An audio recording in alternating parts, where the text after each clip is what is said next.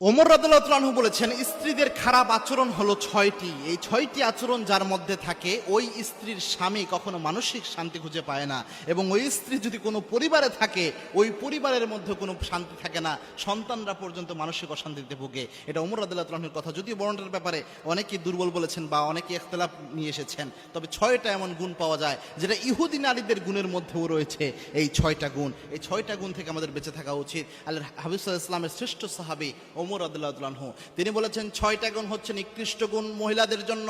১ number শাররুন নিসাই সিত্তুন, ৬টা গুণের মধ্যে ১ নাম্বার হচ্ছে আল হান্নানা, এমন মহিলা যেই মহিলা শুধু বাপের বাড়ির কথা বলে বেড়ায়, শুধু অহংকার গর্ববোধ করে বেড়ায়, এরকম মহিলা হচ্ছে নিকৃষ্ট মহিলা। এরকম মহিলা আল হান্নানা, অর্থাৎ শুধু বাপের বাড়ির প্রশংসা করবে, সারাদিন বাপকে আর ভাইকে শুধু বড় বানাবে, আর স্বামীর বাড়িকে ছোট করবে, তুচ্ছ তাচ্ছিল্য করবে, গর্ববোধ করবে, অহংকার করবে।